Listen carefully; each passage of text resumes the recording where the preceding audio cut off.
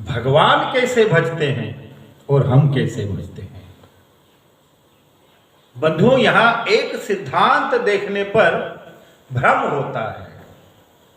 यदि भगवान अपने भक्त को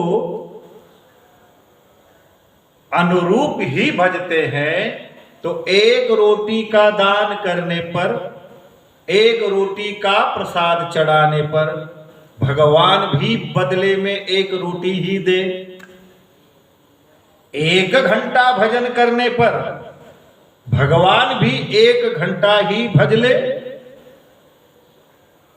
गजराज ने पुकारा, आधा नाम लिया तो भगवान भी आधा ही नाम ले लेते। इसलिए यहां पर शंका होती है। यह कथन थोड़ा ठीक नहीं लगता हमारा, लेकिन भगवत वाक्य कभी गलत नहीं होते, कभी झूठे नहीं हो सकते। फिर बात क्या है महाराज? जब भगवत वाक्य झूठे नहीं है तो फिर बात क्या है?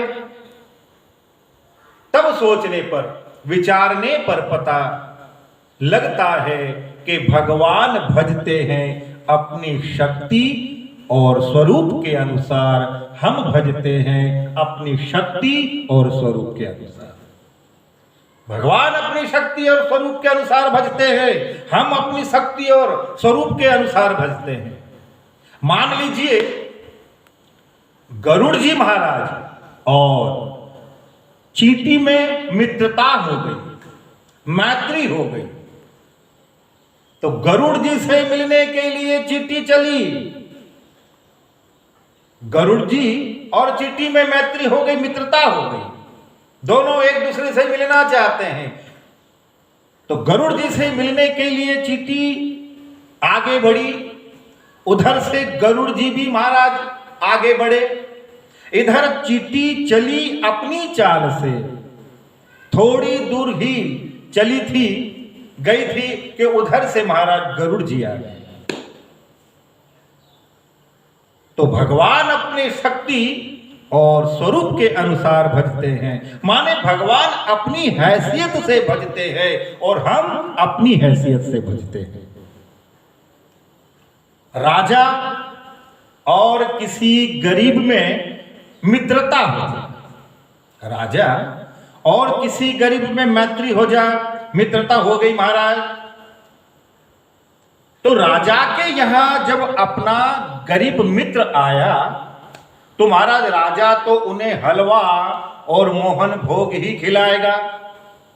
लेकिन राजा जब अपने गरीब मित्र के यहां मिलने के लिए गए तो गरीब मित्र महाराज शाक रोटी और अन्य भोजन अपने राजा मित्र को खिलाएगा, शाक रोटी ही खिलाएगा महाराज। जब अपने राजा मित्र से एक गरीब मित्र मिलने जाए तो महाराज अपने साधन बैलगाड़ी जो भी हो उससे मिलने के लिए जाएगा। और जब राजा अपने मित्र के घर अपने मित्र से मिलने यदि जाते हैं तो महाराज वायुयान से जाएगा। दोनों के मिलन में फर्क है, दोनों की हैसियत में अंतर है महाराज। ऐसे ही भगवान अपनी हैसियत से भजते हैं और हम और आप अपनी हैसियत से भजते हैं। भगवान अपनी शक्ति और स्वरूप से भजते हैं, हम अपनी शक्ति और स्वरूप से भजते हैं। इसी प्रकार जीव और भगवान के प्रेम में भी अंतर है। इसके पास प्रेम की एक नन्ही सी बूंद है और वह अनंत प्रेम सागर है महाराज। हमारे आपके पास प्रेम की नन्ही सी बूंद है और उसके पास प्रेम का अनंत सागर है। इधर जब जीव प्रेम की नन्ही सी बूंद लेकर के चलता है तब उसी के सहारे, भगवान के सहारे जब नन्ही सी बूंद ले करके जब भक्त चलता है तो उधर से प्रेम का अथाह सागर उमड़ पड़ता है। प्रेम का अथाह सागर उमड़ पड़ता है, यह तो थोड़ी दूर पहुंच पाता है और उधर से भगवान आकर के अपने भक्त में समा लेते हैं, अपने में समा जाते हैं, अपने भक्त को अपने में समा लेते हैं, अंगीकार कर लेते हैं, स्वीकार कर लेते हैं, फिर दोनों हो जाते हैं एक। यही रस द्वैत है महाराज, दोनों एक हो जाते हैं।